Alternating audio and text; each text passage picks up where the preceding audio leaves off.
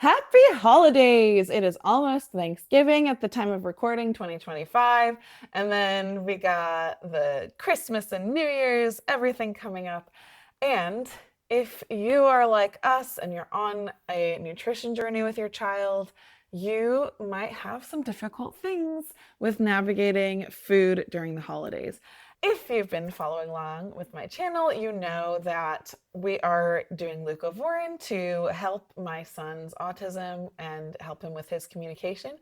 And along with that, we have cut out dairy, added folic acid, and we're trying gluten-free to see if it helps with his gut health.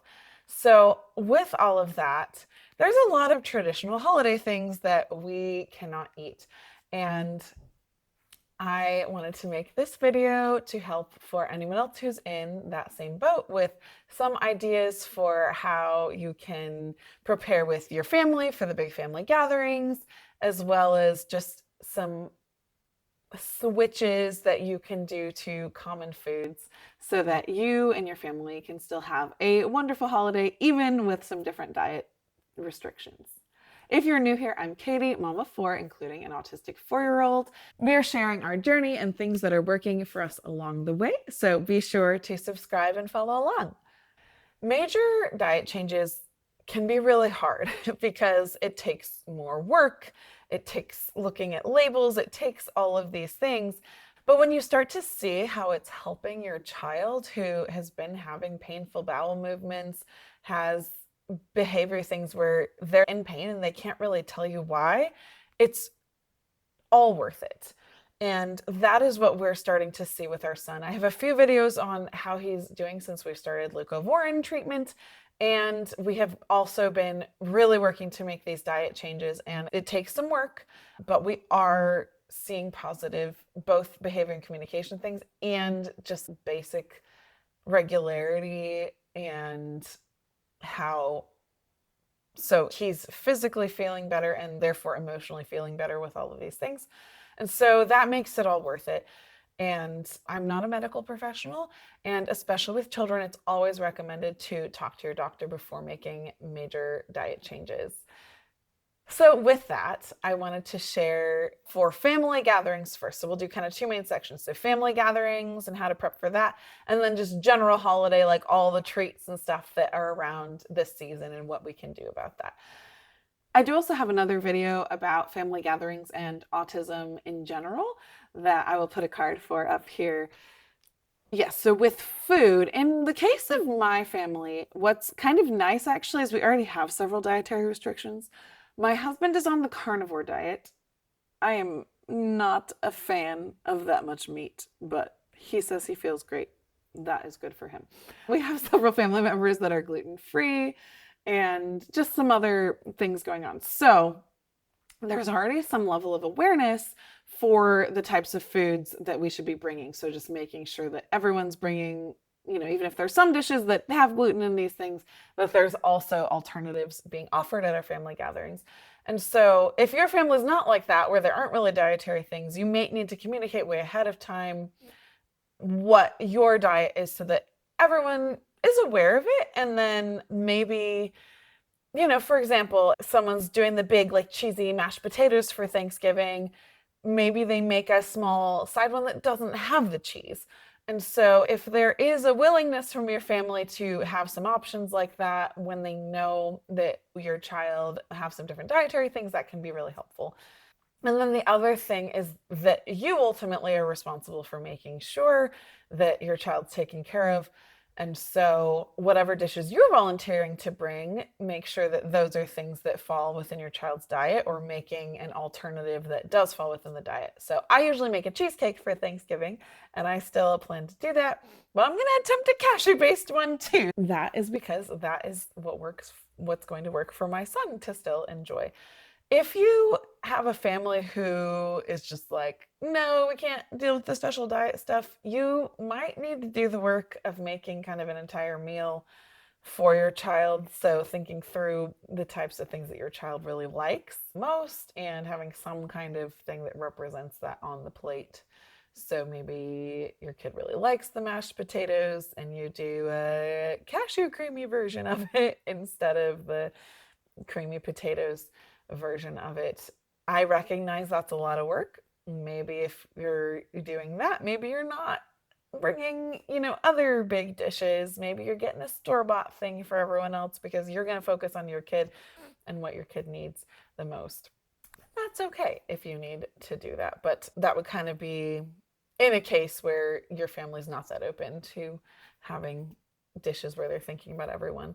And then might need to be brave and ask what is actually in the dishes. So a lot of the time, like turkey would be fine, right? There's things like that that are common dishes at these holidays, but to just check with whoever made it and who made the stuffing, is the stuffing part of it if you're going gluten free or whatever. And by the way, the gluten free thing is just what we're trying. It's not something that specifically is recommended with leucovorin, if that's the reason. We're trying it for gut health and seeing if it helps him have more regularity. So, along those lines, in that preparation, what are your child's safe foods? My son is quite picky. And so, as we've been making these swaps, it's been a little tricky. Luckily, he's been taking to the kind of like diet dairy-free stuff. He likes it okay. He was so happy, and we were so happy to have mac and cheese again. We did the diet gluten-free and dairy-free mac and cheese, and he had the entire box. So, you make it in the pot. And he's 4 years old. Usually you have like a third of it at that age, but he hadn't had mac and cheese in like a month. So he was so happy. And I was so happy that he ate it. And he doesn't even know the difference. So things like that, maybe before the holiday, you're experimenting and seeing what your kid likes so that you know that you can bring some things that are going to be successful that evening and lead to less likely, at least, that there's going to be a meltdown. Okay, and then let's shift to just the general holiday season and the kinds of treats that are typically around and all of these things, right? There's a lot of the time there's going to be fudge, which has a ton of condensed milk and sugar and lots of things in it that aren't necessarily the best for any of our guts. And there's cookies and all these things, and they just kind of show up during this season. So for your child, it might be helpful to kind of pre-make and have in the fridge, the freezer, whatever, some of those kind of treats where you've thought ahead and had alternate versions of it. I've been at different times in my life on different diets to try to help with my energy. I have endometriosis, so I was trying to help with inflammation and stuff with that. And so now I've known some of those recipes and I'm trying them for my son. So there's a way you can make fudge with honey is the main thing. You can have gluten-free cookies ready and available. And one nice thing with our modern age is a lot of people have these diet things happening. So there are more and more things like the Diet Brand, etc., that do alternate foods with these different dietary restrictions. Let me know if you'd be interested in more content that is the types of things that we're making and how we're making them and recipes and all of that. I'd love to know if you're interested. And I do also have my free dairy and folic acid swap guide. This is particularly if you're on leucovorin and you're trying to give it the best chance of folinic acid being able to bypass the antibodies. That is linked in the description below. I also do have my 3 free visuals. So this is something I've said, like, even with the dietary changes and all of that, it is helping with his communication. It's helping with his behavior. He's still autistic. He still needs us to give him these additional supports, such as visuals.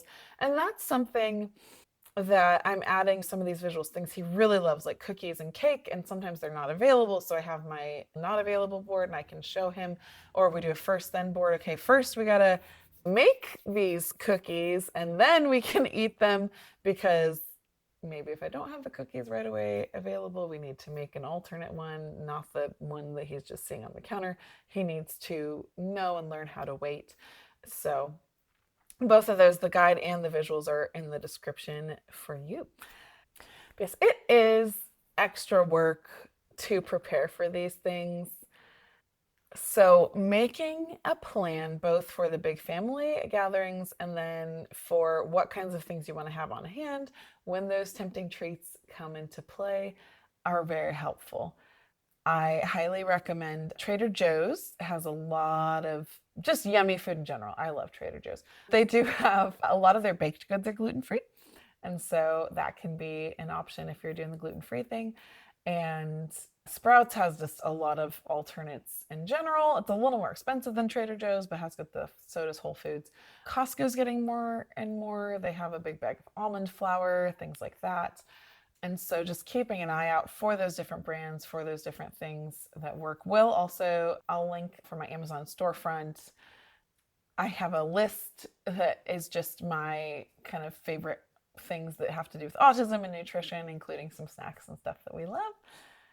Let me know if you'd like to hear more specific recipes and things along those lines in the comments, or what else you want to learn more about from our journey and what's working. I hope you have a wonderful week.